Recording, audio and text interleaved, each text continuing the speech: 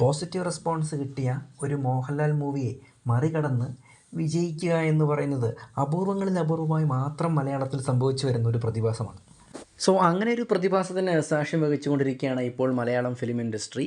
ഞാൻ പറഞ്ഞു വരുന്നത് 2025 ഓഗസ്റ്റ് മാസം 28 പുറത്തിറങ്ങിയ ലോഹ ചാപ്റ്റർ 1 ചന്ദ്ര എന്ന സിനിമയെ പറ്റിയാണ്. വെറും 30 കോടി ബഡ്ജറ്റിൽ പുറത്തിറങ്ങിയിരിക്കുന്ന ഈ ചിത്രം ഇപ്പോൾ കുതിച്ചുകൊണ്ടിരിക്കുന്നത് ഏകദേശം 300 കോടി എന്ന ഒരു വലിയ നേട്ടത്തിലേക്കാണ്. ഡൊമിനിക് അരുണിൻ്റെ സംവിധാനത്തിൽ ദുൽഖർ സൽമാൻ്റെ വാർഫെയർ ഫിലിംസാണ് ലോക തിയേറ്ററിൽ എത്തിച്ചിരിക്കുന്നത്. ഫെസ്റ്റിവൽ സീസണുകളിൽ ബുക്കിങ്ങുകൾ വർദ്ധിക്കുന്നത് സ്വാഭാവികമാണ്.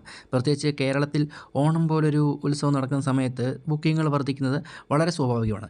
എന്നാൽ ഇപ്പോൾ ഈ ലോക എന്ന സിനിമയെ സംബന്ധിച്ചിടത്തോളം ഓണ അവധികൾക്ക് ശേഷവും വലിയ രീതിയിലുള്ള ബുക്കിങ്ങുകളാണ് ലോക സിനിമയ്ക്ക് ലഭിച്ചുകൊണ്ടിരിക്കുന്നത്. എന്തുകൊണ്ടായിരിക്കാം മലയാളി പ്രേക്ഷകർ ലോകയെ ഇരുകൈയും നീട്ടി സ്വീകരിച്ചത്? മലയാളം ഫിലിം ഇൻഡസ്ട്രി ഇന്ന് വരെ കണ്ടിട്ടില്ലാത്ത വ്യത്യസ്തമായൊരു ജോണറിൽ പുറത്തിറങ്ങിയിരിക്കുന്ന സിനിമ കൂടിയാണ് ലോക. അതുമാത്രമല്ല, ഇതൊരു പരീക്ഷണ ചിത്രം കൂടിയാണ്. ലോകേഷ് കനകരാജിൻ്റെ LCUമായി താരതമ്യപ്പെടുത്തുന്ന വിധം ലോക യൂണിവേഴ്സ് മലയാളികൾ ഏറ്റെടുത്തു കഴിഞ്ഞു. LCU എന്നാൽ ഇപ്പോൾ ലോക സിനിമാറ്റിക് യൂണിവേഴ്സ് എന്നൊരർത്ഥം കൂടി കൊടുക്കുകയാണ് മലയാളി പ്രേക്ഷകർ.